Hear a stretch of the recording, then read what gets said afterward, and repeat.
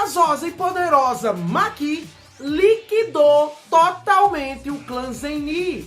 Será que agora, com a restrição celestial completa dela, ela está no mesmo nível que o Toji? Mais forte que o Toji? Esse episódio de Jujutsu Kaisen deu uma séria polêmica e eu quero falar sobre elementos técnicos aqui. Será que esse episódio foi cinema ou não? Bom, já lhes adianto. Eu detesto aquele hater que fica procurando problema em tudo, reclamando de tudo. Mas ser conivente com tudo, como se tudo fosse realmente uma perfeição, e barrar completamente qualquer tipo de crítica que alguém quer fazer, isso também tá muito errado.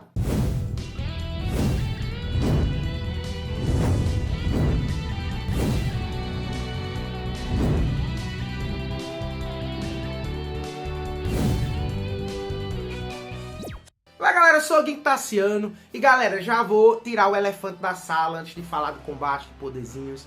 Eu gostei sim muito desse episódio.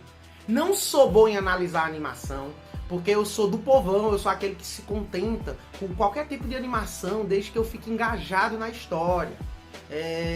Não ligo muito para muitas críticas que o pessoal fica fazendo na internet sobre animação. Só que tem coisas assim que eu não gosto em animações, como excesso de fluidez, etc. Que quando o episódio fica muito uma macarronada, um macarrão, eu acho que não tira minha imersão. Mas como eu não tenho tanta competência para analisar assim, as técnicas de animação, eu recomendo canais como o do meu brother narrador, que entende, que manja, deve ter dado um bom feedback aí ao episódio. O Alexandre Esteves do Jumentossauro, que já faz isso há muito tempo no YouTube, então ele deve dar uma boa avaliada com maior acurácia que a minha sobre animação. E tem o Caio Mitch também, ele faz react, mas eu acho que ele entende sim de animação, ele deve dar aí uma dose de sabedoria também sobre o assunto. O que eu quero falar aqui, centrar aqui para saber se esse episódio foi cinema ou não, né? Usando o meme do Scorsese, não é só as técnicas de animação, e sim o papel do diretor. A galera tá trocando muito nessa discussão, ou melhor, tá resumindo muito como se o papel do diretor fosse inteiramente ser um animador. E não é isso. O diretor, ele tá dirigindo lá, os animadores tal, vão fazer as paradas, ó. Aí ele diz, ó, essa cena vai ser mais lenta, essa aqui mais rápida, use essa técnica aqui, acelera, ele controla o ritmo e controla as técnicas de animação. Mas por trás disso, o núcleo do papel do diretor, galera, contar a história. Ele que decide a maneira em que a história que está sendo adaptada vai ser apresentada. Ele direciona essa narrativa para se ligar ao telespectador. Ele vai se ligar. E essa ligação se dá geralmente pelo método da emoção e pelo método do entendimento. É aqui que vem um pulo do gato. Eu perguntei a várias pessoas que não leram o mangá e que gostaram muito do episódio se eles entenderam coisas que estavam acontecendo. E eu não tô falando dos poderes do Naoya, dos poderes do... Não tô falando desses elementos muito pessoais de Jujutsu. Eu tô falando do circunstancial. Eles entenderam como a Mai perdeu pro pai dela? Eles entenderam o que a espinha de dragão da Maki fazia na cena em que ela confronta o pai? Cara, a questão é essa. O episódio foi incrível. Vários acertos que pessoas nem perceberam o porquê são acertos. Mas tem pontos sim passíveis de críticos aqui e aqui. Cenas que poderiam ser mais devagar para melhorar o entendimento, a ligação com o telespectador, que estavam muito rápidas no episódio. E algumas cenas que poderiam sim ser mais rápidas, estavam muito alongadas. Mas isso é a opinião de como eu dirigiria para que os telespectadores entendessem o máximo possível e se emocionassem o máximo possível. Eu vi uma crítica na internet dos japoneses, que os japoneses não deram uma nota tão alta. Eu vi uma crítica dos japoneses dizendo: ocidentais aplaudem a ação, mas nós japoneses aplaudimos consistência. Se eu não me engano era isso. E essa crítica não tá errada não. Pode ser isso mesmo. Mas o problema aqui é que você aplaudir, você dar nota alta pela ação, pela emoção, não é errado. Uma história está ali para passar sentimentos, para passar emoção. Terror, romance, fazer rir. Então cenas de ação dinâmicas, que alguns rotulam como, tem pouca história, não tem pouco conteúdo, isso é só porrada, também emocionam.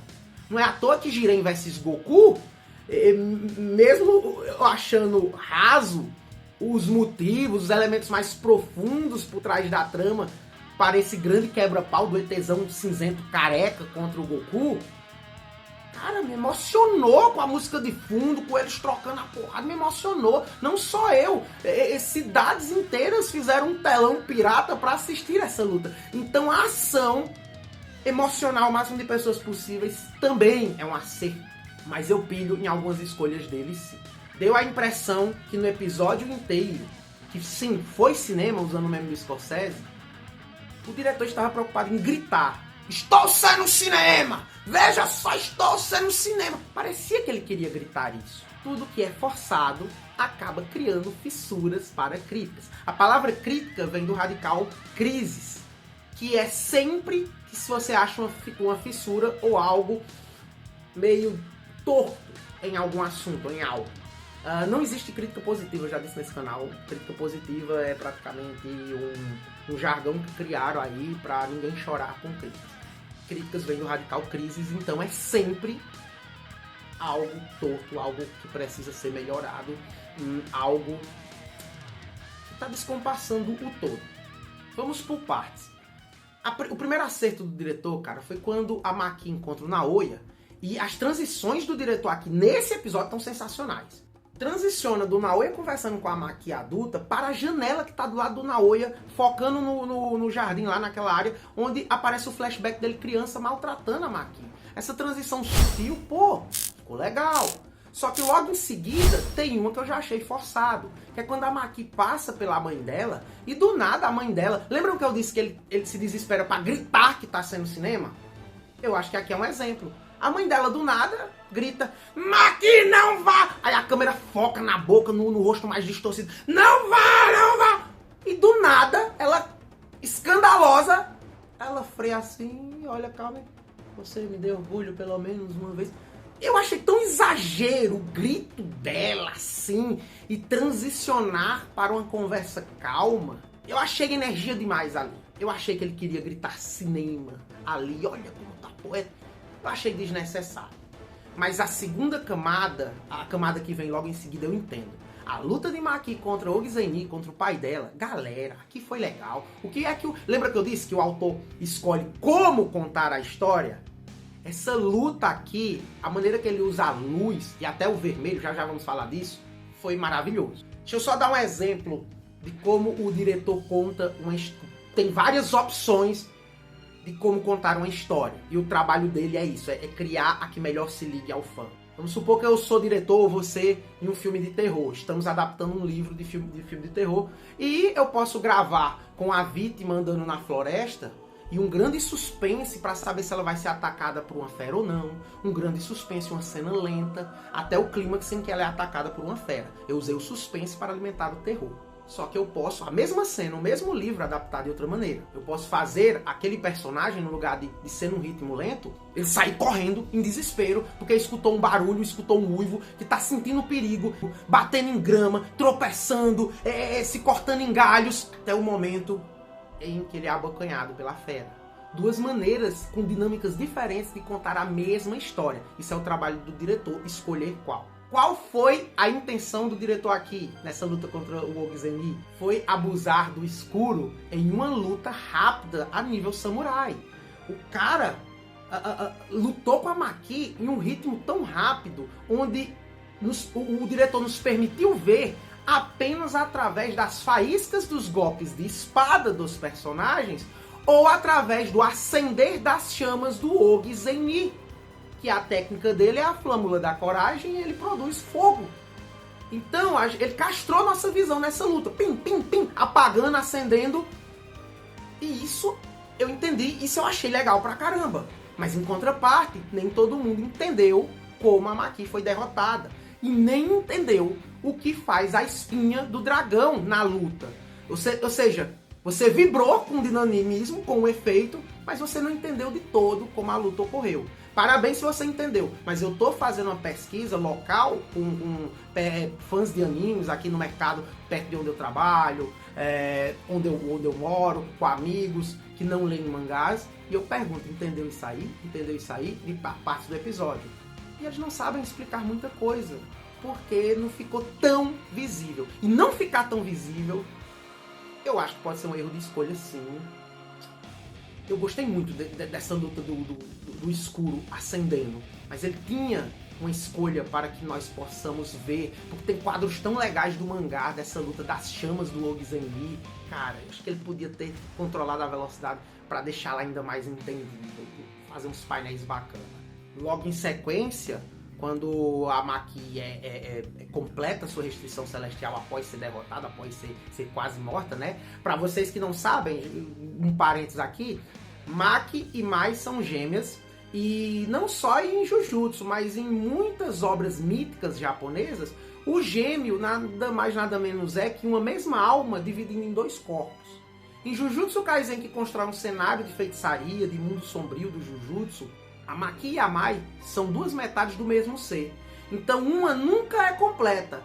Elas duas estão divididas. A Mai se sacrifica, materializando com a sua vida uma arma para Maki, que é aquele espadão que sim, é o mesmo espadão do Toji. Ela se sacrifica. E agora, por essa essência, por essa alma não estar dividida em dois corpos, o lado da gêmea da Mai vaza, a Maki fica completa.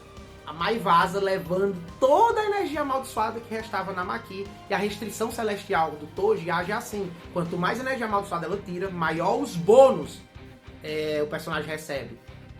Só que por serem gêmeos, por serem divididos, a Mai ter energia amaldiçoada e a Maki ter um pouquinho, não deu para a restrição dar todos os bônus físicos. Mas quando a Mai morre, Maki ganha os mesmos bônus do Toji. Toji é a sombra que assusta essa família todinha. Gostei muito da frase do velho Ogi. Restrição, força física inata. Por favor, nós feiticeiros fortalecemos nossos corpos com energia. O que tu faz, Maki? O que o Toji fazia, todo feiticeiro faz. E velho. E tome. Maki escalpela o velho. Pô, essa finalização tinha que ser rápida sim. Mas eu acho que podia ter closes melhores de mostrar isso. Outra. O paralelo do Toji na Maki, o velho sentindo medo, sentindo o Toji na Maki, foi muito rápido. Foi uma piscada muito forte, muito rápida. Igual uma alegoria, um nuance da ressonância de gêmeos, que aparece piscando bem rápido. Nem todo mundo pegou, não dá tempo de se deliciar com as referências, com os subtextos.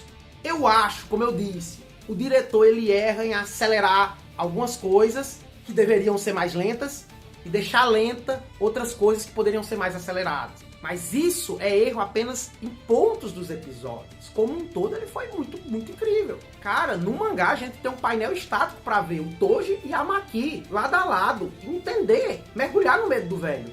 Beleza, não faz igual o mangá, mas tinha maneiras de não transformar o Toji num flash, que você tem que pausar para ver direito. Cara, faz o Toji lá, uma aura do Toji mais estática e depois ela desaparecendo e focando na Maki. Cara, dava pra ser mais emocionante essa cena assim do paralelo da Maki e do Toji. Daí, Maki sai matando todo mundo e é aqui que a galera tem um ponto que a galera não pegou. Vem o grande massacre aos Kukuru, né? São 3 ramos a família Zenni. Tem muita gente aí no YouTube espalhando que são 2, mas são 3. Galera, não deu estudada não, quis fazer o corte ligeiro e saiu aí popularizando formação incompleta. Existe os Rei, que são o esquadrão Zenni, que tem as melhores técnicas amaldiçoadas, os mais bravos. E existe o esquadrão Akashi, que nem tava aí, que tem técnicas amaldiçoadas sim, mas não tão boas para se tornarem os Rei. E tem o esquadrão Kukuru, se eu não me engano o nome é Kukuru, que é quem não tem técnica amaldiçoada, então é forçado a treinar artes marciais. E eles chegam na maior música, Clipe Terezão, onde a Maki proporciona um massacre, uma referência a Kill Bill, genial. E agora eu resgato outra coisa que o diretor trabalhou muito bem, que é o uso do vermelho. Na cena do escuro, tudo é cinza, tudo é obscurecido, mas o vermelho de sangue, ele entra em destaque, ele é saturado na cena. Isso gera um efeito de percepção e de ligação para esse massacre muito bom. Aqui de novo, aqui ele bota uma palheta cinza e quando a Maki vai matando a galera, vai tomando um vermelho, o vermelho vai tomando de conta. Cara, isso já foi usado em técnicas de cinema. Se eu não me engano, a lista de Schindler usa isso. Essa ressonância, esse contraste do vermelho com o plano cinza, cara, desperta efeito cinza. Isso aqui é uma ótima escolha de direção, uma ótima escolha de como apresentar esse massacre, sim. A trilha sonora. A galera criticou a trilha sonora porque achou que era descabível, achou meio cômica para o massacre. Aí, galera, eu acho que o diretor não usou a trilha sonora errada. Estão falando bobagem. Pode ser uma trilha sonora que você não gostou. Também achei estranho. Mas aqui ele está usando um efeito chamado dissonância sensorial. O que é dissonância sensorial? Dissonância sensorial, galera, é tipo uma música fofa tocando no fundo enquanto um assassinato está acontecendo. Algo bem sério, visualmente, sendo mostrado a você, enquanto algo que não condiz com aquilo cria uma dissonância na sua percepção. Esse algo seria a música de fundo. Tipo, tocando Baby Shark enquanto um assassino entra na casa e assassina a família. Tudo na música Baby Shark. Essa dicotomia deixa mais sinistro. É semelhante a Big Man em One Piece, com coisas fofinhas, com um subtexto macabro por trás delas. É isso, dissonância sensorial. E o autor usou isso aqui com a escolha da música. Eu gostei. Matou, massacrou. Só que, galera, mais uma vez, é aqui que desanda um pouco o episódio pra mim. Da segunda metade pra frente, eu acho que as coisas foram ficando cada vez mais rápidas, foram ficando cada vez mais macarronas, mais fluidas. Eu não gosto de animação muito exagerada, fluida. Eu sei que é poético, mas a Maki tava numa piscina de sangue. Quando o Chojuro, se eu não me engano, Chojuro, não me lembro, deixa o nome certo aí do velho nos comentários. Cara, o velho invoca a magia de terra. Levanta as mãos. Essa é a minha cena preferida do episódio. As mãos vão subindo, e lá, mãos de terra, e lá tá o piscinão de sangue que a Maki fez. Eu só acho um exagero ele botar a proporção do sangue pra banhar a Maki de misericórdia. Mas de todo jeito causa impacto. O velho espreme a Maki, ela sai de lá e a luta vai ficando cada vez mais rápida a ponto de você não entender o que a Maki tá fazendo. Diferente do Oguzeni, quando ela escalpelou o pai, que deveria ser rápido, deveria ser uma luta de samurai, aqui eu acho que podia detalhar mais. A galera, eu acho que nem sabe como é o rosto do Chojuro lá, do velhote de terra, de tão rápido que ele mata. Aí vem o Hanta. De novo, coisas estão aceleradas que poderiam ser mais lentas. E coisas que deveriam ser rápidas ficaram lentas. Como o quê? Como o quê? Como o Hanta segurando a Maki, se cagando todo, chorando sangue, o quateca ocular dele lá, paralisando os movimentos da Maki e dizendo: vai, Genichi, finaliza ela logo, ela é que nem o Toji. O garoto morrendo, tentando segurar a Maki. E o Genichi vai lá e mata a Maki? Não, ele faz uma aura primeiro. Ele começa a andar bem devagarzinho. Ele começa a pousar. Vai, o cara chorando sangue, cabendo sangue. Vai. Essa cena que deveria ser rápida. O Hunter lá, vai, mata logo. Peraí, meu filho. Vou matar, viu, agora, viu, Maki? Vou matar, Maki. Prepara, viu, lá vem. Pelo amor de Deus, mata. E o Genichi farmou a aura por meia hora e deu o golpe dos socões. E depois a Maki matou os dois e beleza. Essa eu faria rápido. Essa encabulou um pouquinho. Foi estilosa? Foi, mas encabulou um pouquinho. Aí vem o Nemesis, Naoya vs Maki, que foi muito legal a luta. Eu, sinceramente, detesto essa nova escolha de animar, de apresentar a técnica da projeção do Naoya como uns fantasminhas. Eu detesto esse lance dos fantasminhas. Eu gosto das placas, né, igual o Naobito no Shibuya, que é as placas corporais dos movimentos e o cara vai se encaixando nelas. Eu acho essas muito mais legais. Deixa aí nos comentários qual você acha melhor, qual é o efeito para a técnica de projeção. Os fantasminhas do Naoya, que tem hora que não dá para entender que ali são movimentos continuados. Já as plaquinhas de encaixe, que foi usada no Dagon, eu acho que ali dá bom sim. Luta com o Naoya, diálogo legal, a Maki chama ele para atacar de frente, conta o ritmo da técnica do Naoya.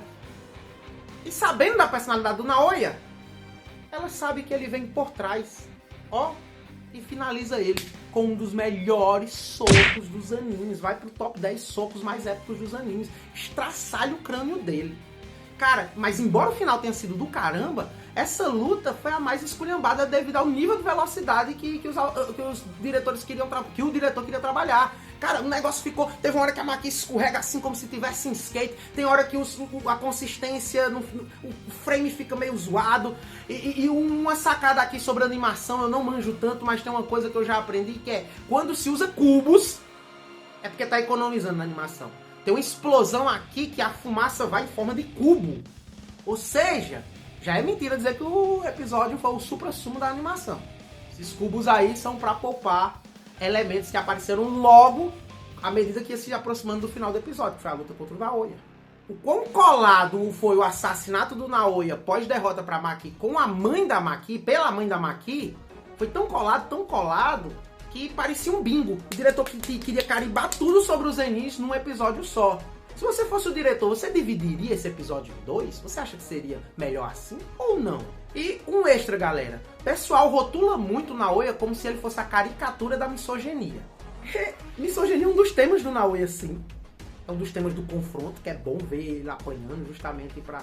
que é como se esse simbolismo também apanhasse junto com ele. Mas o personagem não é só isso, ele não só é uma caricatura.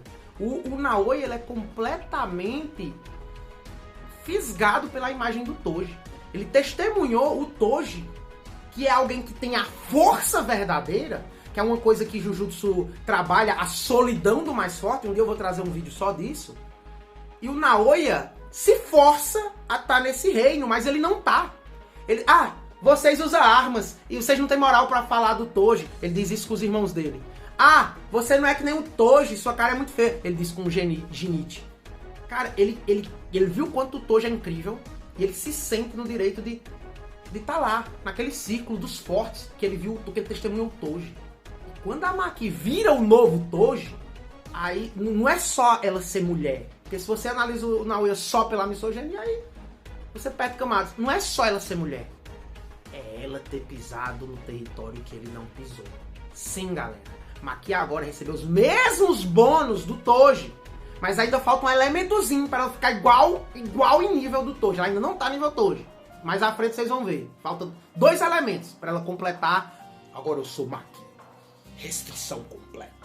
E galera, como vocês viram, o episódio é passível de crítica sim. Eu nem dou essa nota perfeita 10. Esse episódio eu não dou um 10 não. Mas eu acho que eu subiria sim a nota dos japoneses. Dava pra dar umas notas melhores sim do que as dos japoneses deram. O que vocês acham? No lugar de tecerem críticas aí, vamos fazer uma brincadeira? Sejam os diretores. Como vocês apresentariam esse episódio? Como vocês contariam? Que técnicas vocês usariam? Como vocês escolheriam mostrar a cena? Como vocês fariam? Sejam diretores aí nos comentários e me digam que eu vou ler todos, beleza? Ficando por aqui, até o próximo vídeo falando de Jujutsu, de animes ou de muitas outras coisas legais no canal. Forte abraço, tamo junto!